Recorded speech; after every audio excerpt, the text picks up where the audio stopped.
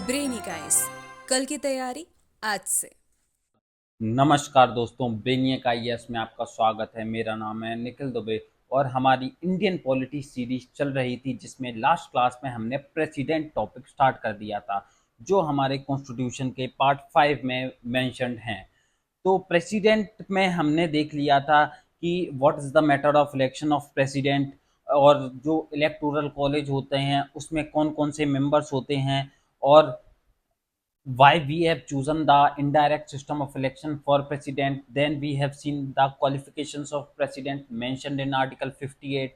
Then we have came to oath and affirmations जो article 60 में mention है और president की oath को administer करता है chief justice of India. Then we have seen the immunities enjoyed by the president और उसके बाद हमने देखा president का term of office. Then we have seen the process of impeachment of president या प्रेसिडेंट को रिमूव करने की प्रोसेस जो आर्टिकल 61 में मेंशन है। तो आज के लेक्चर में हम जानेंगे powers and functions of the president. So जो प्रेसिडेंशियल पावर है it is divided into following: executive power, legislative power, executive मतलब लॉ को इम्प्लीमेंट करने की power, then legislative power law को बनाने की power, then financial power, judicial power,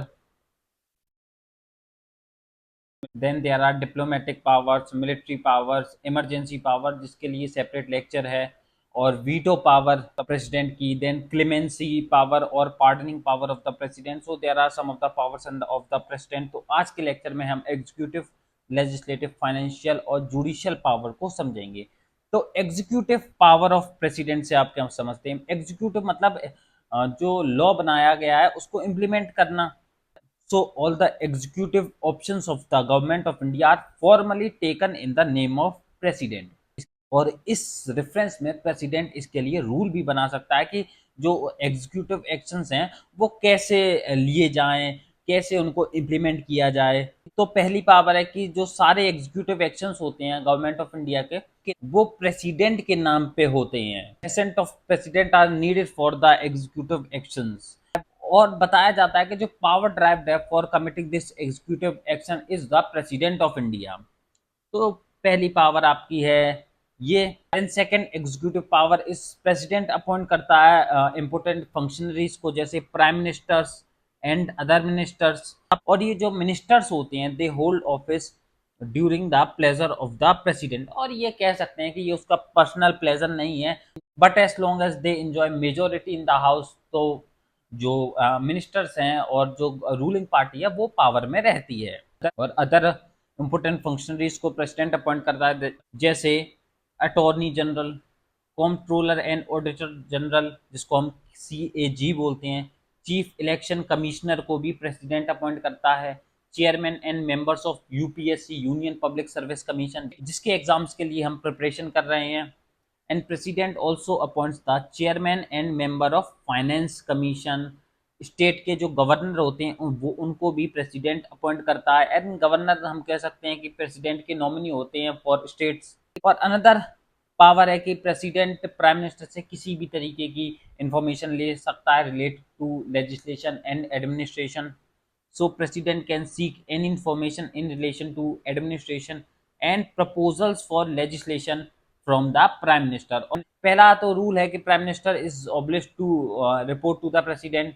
और प्राइम मिनिस्टर ने किसी कारणवश किसी मामले पर प्रेसिडेंट को अगर रिपोर्ट नहीं दी है तो प्रेसिडेंट स्वयं बोल सकते हैं कि आप मुझे उस मामले पे रिपोर्ट दो या उस मामले की पूरी जानकारी दो। और आगे की एग्जीक्यूटिव पावर है कि अगर कोई ऐसा मैटर है जिस पर कैबिनेट ने डिसीजन ले लिया है पर जो ब्रॉडर काउंसिल ऑफ मिनिस्टर है उसमें कंसीडर नहीं किया गया है वो डिसीजन या वो पॉलिसी, तो प्रेसिडेंट प्राइम मिनिस्टर से बोल सकता है कि जो मैटर है उसको आप काउंसिल ऑफ मिनिस्टर के कंसिडरेशंस के लिए रखें और काउंसिल ऑफ मिनिस्टर का अप्रूवल लें। So president can require prime minister to submit for consideration of council of minister any matter on which a decision taken by a cabinet minister and not considered by council of minister।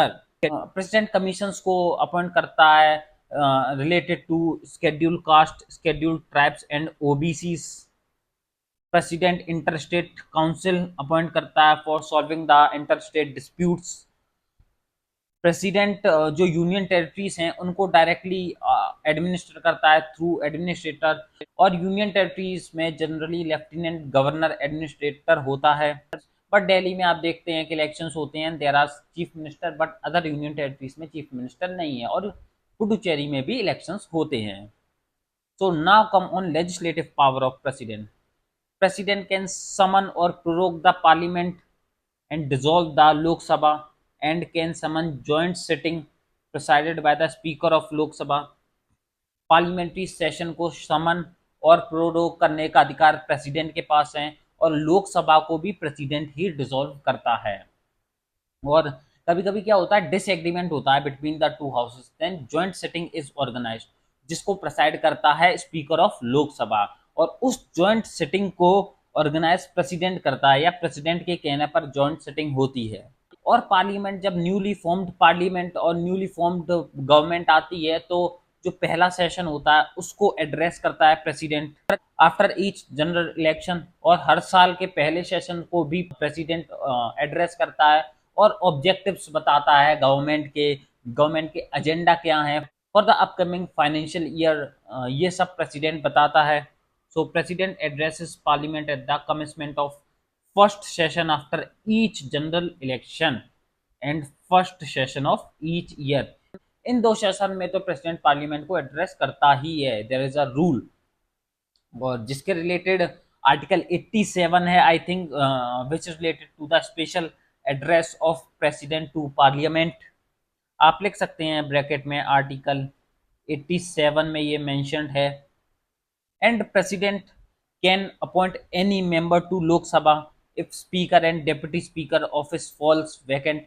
Lok Sabha में क्या होता है, लोकसभा को preside करता है speaker, अगर speaker की office vacant हो जाती है then the Lok Sabha is presided by deputy speaker. But अगर ऐसा कोई सर्कमस्टांसेस आ गया है कि स्पीकर और डेप्यूटी स्पीकर दोनों ही ऑफिस वैकेंट हो गई है, देन प्रेसिडेंट अपने डिस्क्रिशन में लोकसभा के किसी भी मेंबर को अपॉइंट कर देता है as the speaker of the Lok Sabha. और प्रेसिडेंट के पास पावर है कि वो राज्यसभा में 12 मेंबर्स को 12 मेंबर्स को नॉमिनेट करता है, and these members having special knowledge और practical experience in various field, जैसे literature, science, art and social services, जिससे जो अलग फील्ड हैं जिस पर हमारे नेताओं की पकड़ नहीं है, तो उनको एड्रेस करने के लिए ये प्रोविजन है।